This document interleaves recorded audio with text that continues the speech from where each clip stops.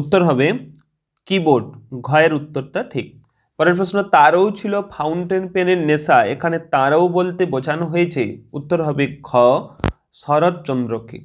পরের প্রশ্ন, কলকাতা বিশ্ববিদ্যালয়ের পরিভাষা সমিতি গঠিত হয়, উত্তর হবে ঘ 1936 সালে। পরের প্রশ্ন, কথাটা শুনে তপনের চোখ মার্বেল হয়ে গেল, চিহ্নিত পদটি, তপন এটা হচ্ছে চিহ্নিত পদ, উত্তর হবে গ সম্বন্ধ পদ। পরের প্রশ্ন দেখো, রাজায় রাজায় যুদ্ধ হয়, এখানে রাজায় রাজায় হলো, উত্তর হবে গ ব্যতিহার কর্তা। পরের প্রশ্ন, রামদাস আর কোনো প্রশ্ন করিল না, চিহ্নিত পদটি যে সমাসের উদাহরণ, উত্তর হবে খ তৎপুরুষ সমাসের উদাহরণ, কারণ এটা হচ্ছে সম্বন্ধ তৎপুরুষ। দ্বন্দ্ব সমাসে প্রাধান্য পায়, উত্তর হবে গ উভয় পদের অর্থ। পরের প্রশ্ন, ছেলেটি বুদ্ধিমান কিন্তু যেমন দুষ্টু তেমনই ফাঁকিবাজ, গঠন অনুসারে বাক্যটি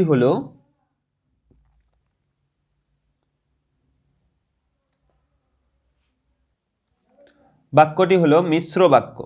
পরের প্রশ্ন, কি মর্মান্তিক দৃশ্য, এটি যে ধরনের বাক্য, তা হলো, উত্তর হবে খ বিস্ময়বাচক।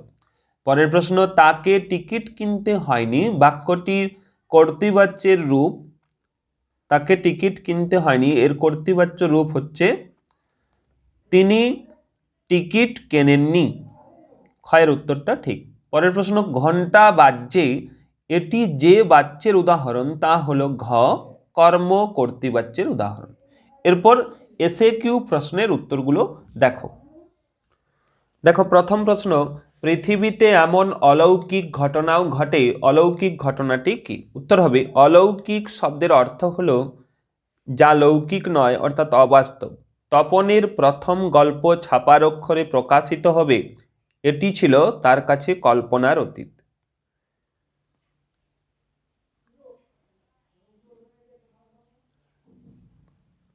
মেসোর হাতে সন্ধ্যাতারা পত্রিকা দেখে তপন ভাবে, সত্যি কি ছাপার অক্ষরে তপন কুমার রায়ের লেখা গল্প হাজার হাজার ছেলের হাতে ঘুরবে, এটি তার কাছে অলৌকিক বলে মনে হয়েছিল। পরের প্রশ্ন দেখো,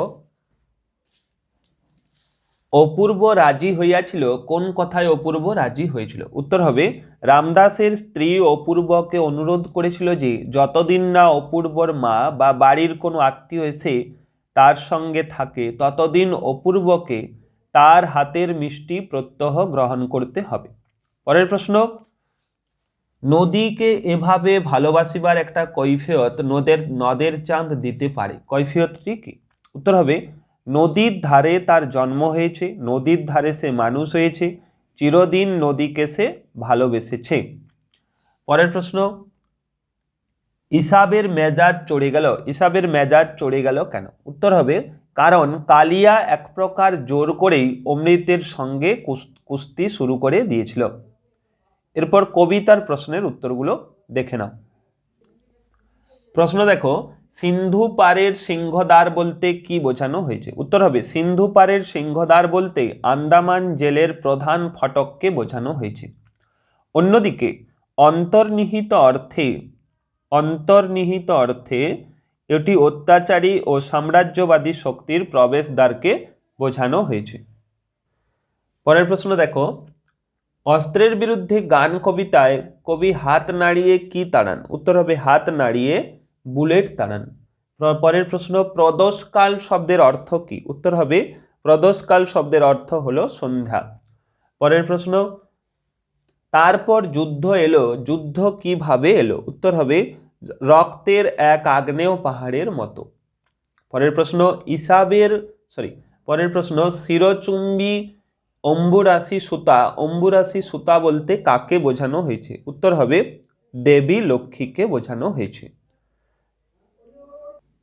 পরের প্রশ্ন দেখো, অনেক ধরে ধরে টাইপরাইটারে লিখে গেছেন মাত্র একজন, কে তিনি, উত্তর হবে অন্নদাশঙ্কর রায়।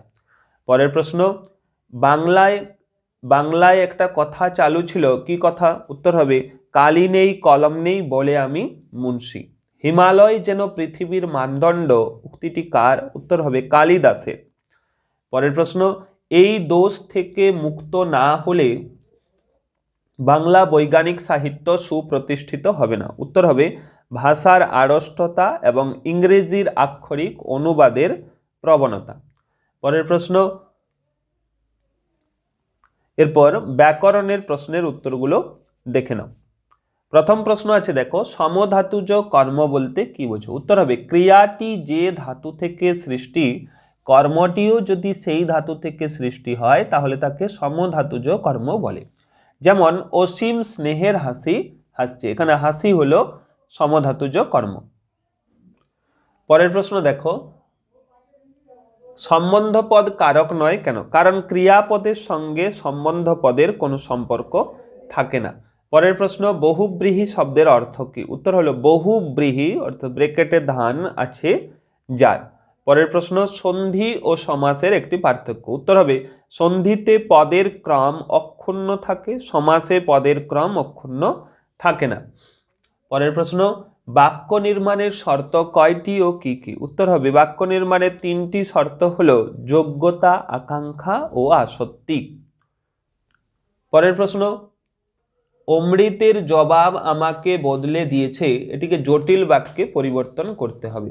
উত্তর হবে যা আমাকে বদলে দিয়েছে তা হলো অমৃতের জবাব।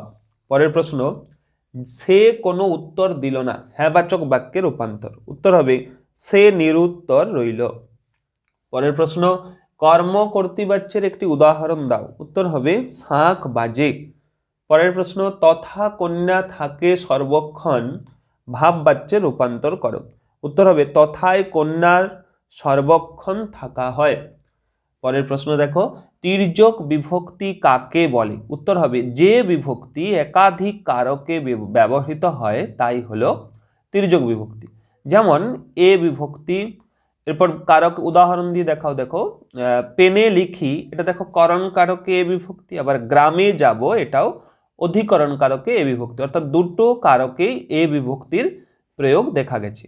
এরপর বঙ্গানুবাদের উত্তরটা দেখে নাও। দেখো প্রথম লাইনের উত্তর হচ্ছে গৃহই হলো প্রথম বিদ্যালয় যেখানে শিশু তার প্রথম পাঠ গ্রহণ করে। পরের প্রশ্ন অর্থাৎ পরের লাইনের উত্তর দেখো, সে দেখে শুনে এবং গৃহেই শিখতে শুরু করে। শেষ লাইনের উত্তর দেখো, শেষ লাইনের উত্তর হলো উত্তম গৃহে অর্থাৎ ভালো গৃহে সৎ এবং স্বাস্থ্যবান মানুষ তৈরি হয়। সৎ চরিত্রের এবং স্বাস্থ্যবান মানুষ তৈরি করে গৃহই। এই হচ্ছে তোমাদের বঙ্গানুবাদের উত্তর। এইভাবে পরবর্তী পেজের উত্তরগুলো পাওয়ার জন্য চ্যানেলে নতুন হয়ে থাকলে অবশ্যই চ্যানেলটি সাবস্ক্রাইব করে রাখো।